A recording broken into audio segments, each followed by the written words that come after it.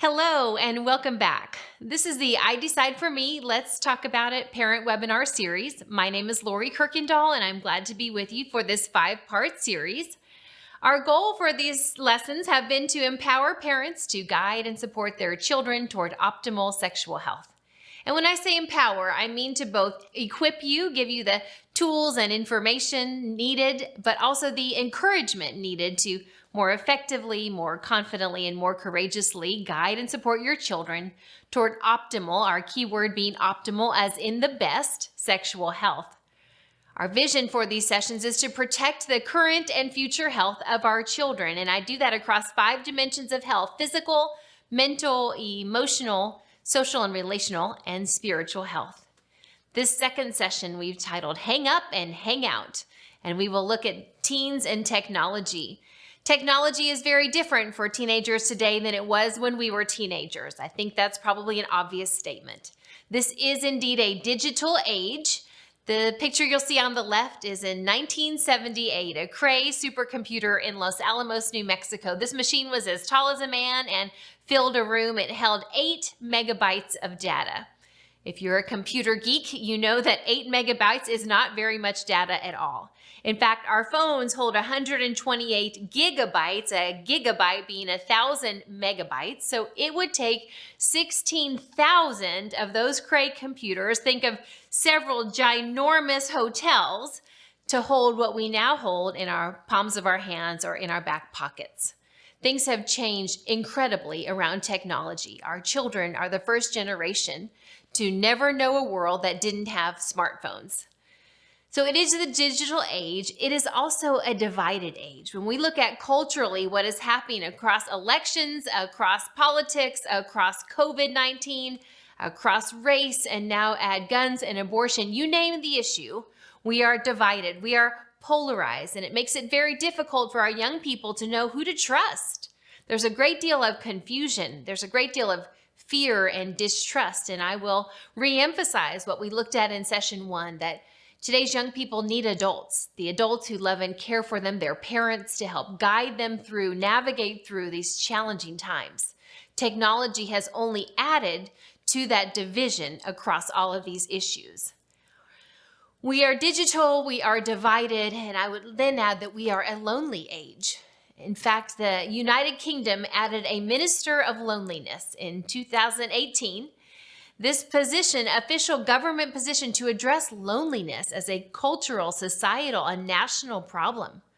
We'll look later at the mental health of young people today, but as much as we are a connected age, we are a disconnected age. We are connected digitally and we are disconnected relationally and emotionally. We've got to lean into that difference, lean into that challenge that our young people face every day, 24/7.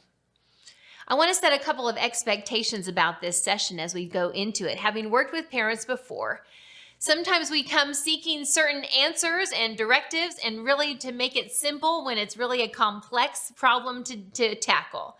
So up front, I want to let you know that I will not be giving you detailed prescriptions for family rules. I will not say do this, do this, do this, do that. I said in our earlier session, parenting is very personal and it looks very different from one home to another. I can give you some principles and general guiding ideas to apply in your home, but I cannot give you a detailed prescription for family rules. I cannot give you a list of all the bad apps, all the apps to avoid. And I won't be giving you referrals for monitoring or access software. There's many of them, and you've got to decide if you need to use them and which ones you would want to use. And we'll talk a little bit more about that. But I want to let you know up front, that's not where we're headed in this session. Instead, we will be giving information on potential dangers around technology, and we'll look even at pornography and sexting as well. And then I'll give you some general principles in that relational context to build out a digitally wise family. We'll look at technology in general terms, and then we'll look at it specifically to our topic around optimal sexual health, or the risks towards optimal sexual health that technology brings. So I pulled up some research out of the Pew Research Center, And it says that 45% of teens say that they are online almost constantly. You can see in the graphic here from that report the difference between even 2018 and 4 years prior to that, how the majority of young people are on several times a day or almost constantly, all the time on digital platforms. So that could be phones, that could be computers, that could be tablets and such. But I wanted you also to see this next slide shows which apps they're using. Of course, YouTube, Instagram, Snapchat, Facebook has gotten less, Twitter's less, all of that among this population. And this has changed over time, and it will continue to change. There will always be another app coming out. We used to put up a screen that had all of the bad apps. Well, there's these, and then there's many others, and some of them are bad or could be bad, and some of them are good or could be good. It's really quite complex. I wanted you to be aware of where they are, and then I wanted you to be aware of how we're going to tackle this with technology. It's very much like using a fire. So let's think about a fire. When our children are young, we teach them a healthy fear of fire. Fire can burn them. It can burn our home. But when it's in its place, when it's controlled, it can do some really great and amazing things. It can warm our home. We can have s'mores out at a campfire. So just like with fire, we teach young people and our children how to keep them safe, how to have a healthy fear, and then we give clear direction how to manage that particular risk, which is fire, or in this case will be technology.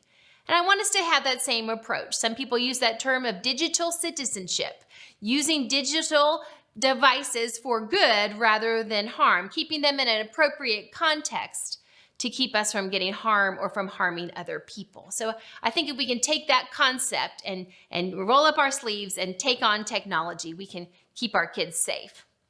So how can technology be used for good? Well, here are some of the Pew Research answers about ways kids are using technology for good to connect with friends and family. That could be a positive thing, right? They can get certain information. They can learn to keep you entertained when you're bored, for example. You can self-express. These are some of the positive reasons they've given for using technology. And actually the barcode you'll see on the side there speaks to, is it mostly positive or mostly negative or mostly neutral? And it really varies if people think technology is positive or negative. I think it's neutral. It's what we do with it that makes it positive or negative. Here's some of those negative answers that come along about how technology is being used for negative reasons, right? So bullying and cyberbullying being the first one for sure. Or harming the relationships with other people. Maybe it's unavailable to other people's lives, or it's unavailable ways to hide things when we should be sharing them. There's some distractions for sure that can come along with technology. So technology is what it is. It can be good or it can be bad. We can kind of start there. But then I also want to look at its impact on mental health. So in December of 2021, the Surgeon General came out with an advisory about protecting youth mental health. And it's interesting because there was already a mental health crisis growing. And then when we add to that COVID-19, things have really changed. And I won't dive into full-on mental health and wellness in this session, but I do want you to know what was said in this advisory about technology. So Dr. Murthy said, and while technology platforms have improved our lives in important ways, increasing our ability to build new communities, deliver resources, access information, we know that for many people that can also have adverse effects, can be negative. When they're not deployed responsibly and safely, these technological tools can pit us against each other, reinforce negative behaviors like bullying and exclusion, and undermine the safe and supportive environments young people need and deserve. Wow. I love what he said about technology, and it ties to our relationships with each other, reinforcing negative behaviors like bullying and exclusion, and undermining the safe and supportive environment that young people need and deserve. It's been a threat. Technology is a threat to their health. Their mental health, especially, as he addresses it in this advisory. And then he gives a couple of thoughts about technology that I wanted to highlight in this session. To be intentional about your use of social media, video games, and other technologies. Here are some questions to help guide your technology use. Given straight out of the advisory, he says, how much time are you spending online? We'll talk about time. It's not whether it's good or bad, but strictly the quantity of time affects our lives. Is it taking away from other healthy offline activities like exercising or seeing friends, reading and sleeping? What is that time keeping you from doing? What content are you consuming? So sure, content does matter. And how does that make you feel? Are you online because you want to be or because you feel like you have to be? Are you in control of your choices or not? These themes about technology, tie them into mental health and wellness, are really important. I want to talk a little bit more about mental health. This next slide from the Centers for Disease Control shows us some trends around research done in what is called the Youth Risk Behavior Survey. So it looks at the percentage of high school students, and they ask them the question, have you experienced persistent feelings or sadness or hopelessness? And you'll see from 2008 up to 2018, that trend is getting worse. That's the stop sign. We need to stop it and try to get it better because it's growing. More students are reporting this persistent feelings of sadness or hopelessness. In fact, that number is over a third of them. Another one, seriously considered attempting suicide. Look at the number from 13.8 in 2009 all the way up to 18.8 in 2019.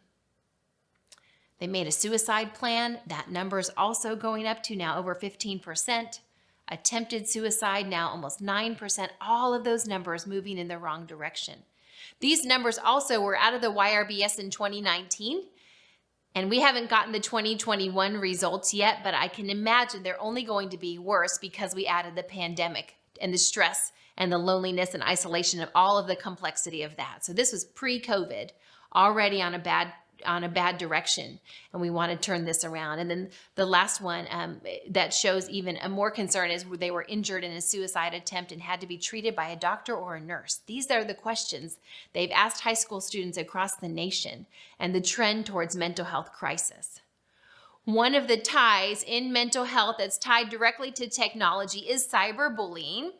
And there's a government site that's looking at cyberbullying that just talks about all of the different ways cyberbullying happens. It's not just social media. It can be through text messaging. It can be through online forums and chat rooms. It can be through online gaming even. They can get through each other that way. And often the problem with cyberbullying is you might say something through a digital platform that you would never say in person. And then once it's said, it can go viral, right? It can go far and fast to a lot of other people. And the person then who it was said against is harmed again and again and again and kind of continually reliving that. So we've got to work on cyberbullying. It's worse in middle school and then less in high school, as the Centers for Disease Control says as well. So these are obviously dangerous ways technology is being used to affect relationships and affect mental health. I like that the CDC gives parents some ideas of things we can do, and I would absolutely want us to apply this to our session today as well. We want to communicate openly and honestly, including about their values. So are we talking about technology? Are we talking about how we do or do not use it? It's in a greater context about how we do or do not treat each other. When we talk about respect, that's in person and online. When we talk about love, that's in person and online. When we talk about honesty and truth, that's both in person and online. We want to supervise our adolescents to facilitate healthy decision making. When it comes to technology, how much do we supervise them? Well, it's sort of like a funnel. There's going to be, when they're little, we can much more closely supervise and watch what they do or do not watch. And then as they get older, that funnel opens up and they've got more freedom. We couldn't possibly watch their every move the older that they get. I'll talk a little bit more about filters and monitoring along the way. But in the end, we want to supervise and be aware of where they are and what they're doing, and that they know we're watching, we care, we're involved. Spend time with their adolescent, enjoying shared activities. What are you doing together that's not online? Let's fill up our time with healthy relational activities that are shared and happy and enjoyable that are in person. Become engaged in school activities and help with homework. Are we an engaged parents volunteering at your school, communicating regularly with teachers and administrators? I love what this slide puts together about that partnership between us, our children, and the school. We want to continually be growing that partnership, depending on what your school choice is, that you're working together with your child's teacher around this topic as well. So they're learning healthy technology, digital citizenship at home and at school. We can do a lot more of staying engaged. I want to look at some work out of Dr. Kathy Cook. She speaks a lot on this issue in her book, Screens and Teens. She speaks 5 lies of technology for teens. The first of them is that technology makes teenagers believe I am the center of my own universe. If you think about how easy it is to get on that device and just center in on you and everything you want to do, who's controlling it all? You. I am the center of my universe. But we all know that's not true. We all know self-centeredness usually leads to sadness and loneliness and isolation instead of relational connectedness of other people. So we want to help process these kind of lies with our kids so that they can know, hey, we're going to be careful that we don't end up thinking the whole world revolves around me. In reading her book, I noticed she spoke to parents who even sometimes in our technology use make the kids the center of our universe. If all I ever post is about how amazing my great, perfect kids are online, then they become the center of my world and they will think they are the center of the world, right? So we've got to be careful with some of those things. Her second lie she gives is, I deserve to be happy all the time. Think how quick the internet and devices deliver happiness to you. And if you don't like this, click on this. And if you don't like that, click on this. It's fast. It's always moving. It's constantly changing up. And if you feel a little bit of discomfort, just change it. We haven't learned to deal with those disappointments or realities of life when we can just sort of escape that technologically. I think that's a really important lie to process. Take out the third lie. Says, I must have choices. Like I'm in charge of having choices. I love thinking about what many of us grew up with was a home with maybe one TV, maybe two, with maybe a couple of channels. Most of us didn't always have all the cable channels available to us. But my point is, kids have a million choices available. They never had to share. They never had to think of others. They can just do it all in the digital world. Another lie of technology to process. The fourth one, I am my own authority. You see, this all becomes very self-focused. And then information is all I need so that I don't need teachers anymore. I can lead the world myself and find anything I need to know on my phone. These are 5 lies of technology for teens. I would encourage you to take a snap of this shot, of this slide even, and talk about them with your kids and help be aware of how these lies are not true and turn them into the truths. We are not the center of our universe. We are connected with others relationally, and there's a bigger picture of what's going on in our world. So take apart these lies in your home. It could take a lot longer than we have in this session. One of the biggest lies in technology around young people is the lies that it is teaching about sex. And that's happening through the growing pervasiveness of pornography. So I want to shift and talk for a couple of minutes about pornography, which has been called the new sex education of our kids.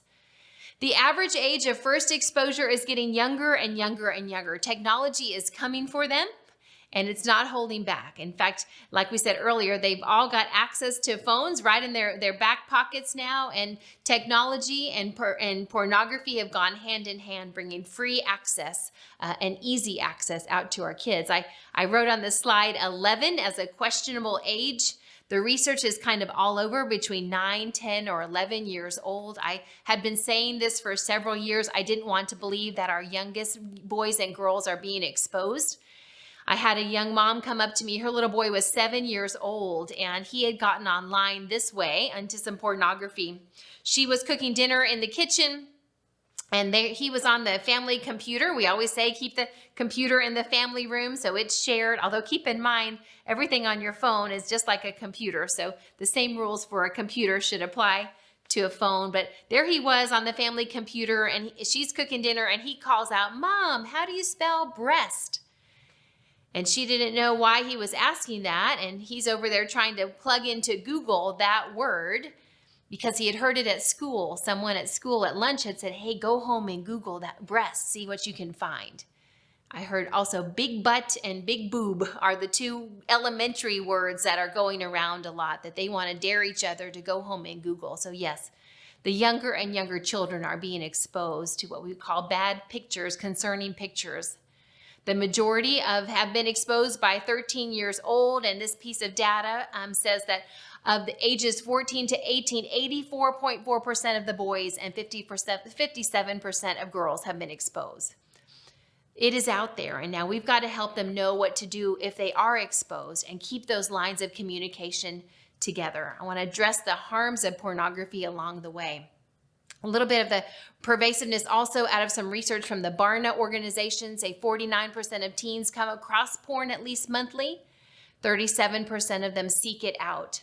This is an important distinction, I think, to help our young people understand that at some level, pornography is seeking them out. If you come across pornography, that's a different outcome than if you're seeking it out actively. So we make a distinction when we're working with young people. If you've seen it, that's different than if you've sought it, if that makes sense. So helping them understand that and how quickly, once you've seen it, it will seek to suck you into it, draw you into its future use so that now you become a seeker. But what to do when you've come across it, what you've been exposed, communicating back with mom and dad is really important. Another piece of this Barna research I wanted to share with you is it asked young people about their morals. What do they think is right or wrong? And they found that 56% of teens and young adults believe that not recycling is wrong. So it is wrong to not recycle, for example. And then compare that with 32% of them saying viewing pornographic images is wrong. So it's more wrong to not recycle. It is more acceptable to view pornography even than that. So their values have changed around how acceptable, how normal pornography can be. So let's look a little bit more about this topic. This is some research that looked widely, a whole conglomeration of research that looked to who was more likely to use pornography, and you can read on the list here. And then I think also to translate to what pornography is more likely to do, the outcomes it produces in its viewers. Pornography is more likely to produce more permissive sexual attitudes, gender stereotypes, sexual preoccupancy or fantasizing. Those images get in the mind and circulate in the mind. There's a higher likelihood they will get involved with sex. There's a higher likelihood they will sexually harass and be involved in aggression. And they have more experience with casual behavior, and then they're more likely to be victimized as well. These are the outcomes of how viewing pornography changes behaviors. It literally changes brains and changes behavior. It is a danger. It should not be normalized or accepted as something harmless in our culture. So we want to speak against it and help our young people understand why we speak against it. Pornography literally changes brains. So we'll review a little bit about teen brain development, which we addressed in detail in our first session. But we'll remember that their brains are still developing on up into the 20s. We talked about how their impulse control, their rational thinking, and their logical processing just isn't all the way there. It's coming, but it's not all the way there. Their emotions are responsively mature, but their control over them is not. And then you mix in hormones that we've got a whole lot of changes going on in the brain. The point that I wanted to add to you here is this idea of plasticity with our brains. So young people's brains are most moldable, most receptible, most susceptible to stimulus and a response cycle like pornography. That's why they're most susceptible to addiction even. If you think about it, most adults who are addicted to smoking or cigarettes started when they were adolescents. The adolescent brain is extremely plastic or moldable in shaping its response cycles. So what happens with pornography is it begins to lay down a response pathway. The stimulus comes in, they're watching the pornography, they're feeling that sexual excitement, the release of dopamine and the excitement hormones are starting to run. Often pornography use is coupled with masturbation, and those two together have an effect like cocaine and heroin on the brain. The addictive power of pornography literally changes brains. Just like drugs. In fact, the tracking of those response cycles of the chemicals in the brain are just like drugs. That's what pornography has done, as I mentioned earlier. They may see it, but pornography itself seeks to draw them in so they will begin to seek it out more actively. And the problem with that is it begins to become a cycle to where they need more graphic and more violent material to get that same result, that same response. It has that kind of diminishing returns also, like any kind of drug does as well. We've got to work hard to protect our kids against pornography, to help them know what to do if they're exposed and how to help turn that around and keep from getting to the point of addiction. And for those that are, we've got to be available to get involved and get some kind of support and counseling help around that addiction. Another kind of related topic to pornography is sexting, the sending of sexual images or messages to others. Sexting is very common among young people. They feel a sense of anonymity or safety with whatever they send. So we've got to help them understand there are laws around sexting. Know the laws in your state. We don't want them to get in trouble. And usually that trouble involves parents as well because they are minors under our care. But then even more than that, and this applies across multiple issues of technology, is to understand that once you hit send, it is out of your control. Things go viral and they go viral in a hurry. So they have such a sense of a naivety really about their safety. When they hit send, it's just going to go to that one person, right? But once you've hit send, it is out of your control, and that person can take and send it to whoever they want to, and they want to, and they want to, and they want to. They've heard and seen stories like that, and yet they continue to feel this pressure coupled with a safety around sending this image to someone. We've got to help them know this is not safe and can really affect your reputation and also your character and how you represent yourself along the way. Interesting on this subject, I was presenting at a conference in New Orleans a couple years ago, and someone raised their hand and said, "Well, aren't you teaching safe sexting?" And I said, "I'm sorry, I don't know what safe sexting is. If you could please explain it to me." And their particular organization was helping students know how they could sext, but safely.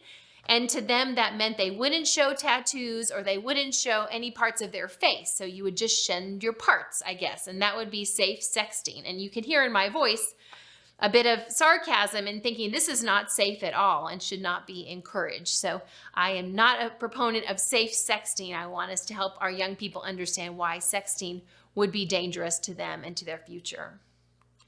So as it comes to thinking about technology, there are a lot of things to consider, but I try to keep it simple. We want to think about consuming technology less, so decreasing quantity, and then we want to think about increasing the quality of what we do consume. So what would that look like? Decreasing quantity is using technology less. So thinking about meal times, are we putting our phones aside and connecting with each other around the table? Have we modeled that for them? There is power in the dinner hour. Even if it doesn't happen at dinner, maybe it's late at night over a bowl of ice cream when we're all home from our activities. Maybe it's a Saturday morning brunch, but there is power in the research around that dinner hour, circling up around the table. Set the phones aside to do that. What about bedtime? Are we giving them that digital break? Maybe there's a central charging station downstairs, but if that phone is sitting beside them and it's buzzing, buzzing, buzzing all night long, it's interrupting their sleep. We know how important sleep is for adolescents, and it's also sleep is a really important factor with mental health as well. Helping them think about friends and family time, not being on their phones, hang up and hang out really is the message there. Think about incorporating some screen-free time, maybe even a screen-free day into your house. Have we valued being off technology and using it less? This is where you might want to use a tracker, a software that monitors strictly your time. It doesn't look at what you're looking at. It matters. It shows you how much time you're actually using on the devices. It could be helpful to even be aware of, oh my goodness, I spent 4 hours a day online. Sometimes we're not even aware how much time we're spending on technology. And then how can we increase quality? How can we increase the content, improve the content of what we're exposing ourselves to? Of course, we can research, but help them understand sources. What's a good source? What's a bad source? I love when my kids say something like, "Well, you know this, Mom," and they spout off some fact, and I'm like, "Well, where did you hear that?" And they say, on TikTok. And I'm like, I don't know. What was the source on TikTok? TikTok itself is not inherently an assumed good source, right? We've got to help them be discerning about their sources. Games can be fun, can be something you can do together. Think about community content. Think about music and movies, ways that we can actually improve ourselves through reading or listening or watching, the quality of the content, teachable moments, what we've seen in this part, on this particular device or this posting. How can we talk about it, turn it into community? I'll mention filters here also. I said earlier I wouldn't give you a list of them. There are lots of them. I think sometimes depending on your technical sense of safety or your technical, even your abilities, you may pursue different levels of filters on your and monitoring on your kids' devices. However, I would tell you, most of the researchers in this field say by 13 or 14, they're smart enough to get around everything we want to, that they want to. My point is that if we have this approach of just clamping down every possible thing, but we haven't done the relational work and the communication work, then the kids think they don't trust me. And that doesn't feel good to that risk-seeking, independent, growing, thinking adolescent. They're going to try to get around. So it's not just that. It's not just filter, although I do say filter. Put some parental controls on that are appropriate for your service and your device and all of that. But you'll have to decide your comfort zone with that and make sure it's done in a relationship of trust and communication and engagement with your child along the way. It's interesting when I present this kind of content to young people, a lot of times someone will raise their hand and say, you got to tell this to my mom and dad. And this is one of those role modeling pieces that I think we really struggle with and need to do some hard looking at ourselves at. In fact, I found this research. This is worldwide data on social media apps. And if you can see on the chart here, you'll see that the highest levels of use on a daily average minutes per day is amongst the parents, not amongst the kids. So I think this is a really important part for us to think about role modeling as well and doing for them. We can't just say, do as I say, not as I do. They're going to do as we do, and more is caught than taught. I want to think about think. If you maybe you've seen this before, if we can think about posting. So this next slide shows 5 letters, T-H-I-N-K, of think, that we can help them know before they put something up. Is it true? Is it helpful? Or is it honest? Sometimes people use the H for honest, but we've said true. Is it helpful? Does it need to go up there? Is it important? Is it necessary? And ultimately, is it kind? Put that filter on for what they post going forward of everything on social media. And does it represent them and their family well, giving them that sense of greater identity that they are not just the center of their universe, that they are in relationship with all of you and that that's all part of it. And once you hit send, it's out of your control. I like to use this next picture of these 2 little boys. They are splashing in the mud. They've got their shoes off. They're making mud pies. They've got water. They're having a great time. But what they don't realize is that they are in a dump. They are playing in a dump where it's dangerous. They're surrounded by trash and harmful things that could really hurt them, but they don't know it. They think they're having a great time. They don't realize that just down the block lies a beach where they can run and splash and play and be safe. And I like to show this analogy to young people as well, because sometimes what they think they're doing is safe, and it's really quite dangerous. Pornography being one of those things, and technology use being one of those things. There's so much more to life than just our technology. There's a quote from C.S. Lewis where he says, "We are half-hearted creatures, fooling about with drink and sex and ambition with infinite joy is offered to us, like an ignorant child who wants to go on making mud pies in a slum because he cannot imagine what is meant by the offer of a holiday at the sea." There is so much more to life than our technology. It can be a really important part of it, a positive part of it, and yet there's so much more. We've got to start modeling that for ourselves, talking directly with our kids about technology and their risks and helping them make healthy decisions for their today and their tomorrow. This session has been called Hang Up and Hang Out at our house. When someone's kind of on their phone too much or we're having a meal or something, we say, ho, hang up and hang out. And it's part of using technology less and making sure we're prioritizing the relationships and communication that really matter the most. So here's your homework for this week. I would ask you to think about planning a screen-free day for your family. Try it. Or maybe even just an afternoon. What would happen if we all, mom and dad included, put our phones away? And that's TV and tablets and computers also. Let's just see what that might be like relationally. Then I would encourage you to monitor your own daily screen time. Did it increase or decrease this week? You can monitor that yourself and know, wow, that's really a lot of time. When we're saying things like, I just don't have time to garden, get the weeds out of the garden. I just don't have time to exercise. Well, maybe if we adjust some of our technology time ourselves. And then the last one I put up here is really important. Have you talked with your child about pornography? Do they know what to do if they see it? Do they know why it's bad and dangerous? Do they know the harms that are there? This is the new sex education of our kids. We've got to be more proactive and engaged on working against its influence in our kids' lives and in the lives of the culture around us. We've covered a lot in this session on technology. I hope it's been practical and helpful to you. We will close with our second session and set you up for our third session. Coming up next time will be how to rock the talk, talking to your kids about sex specifically. Have a great evening.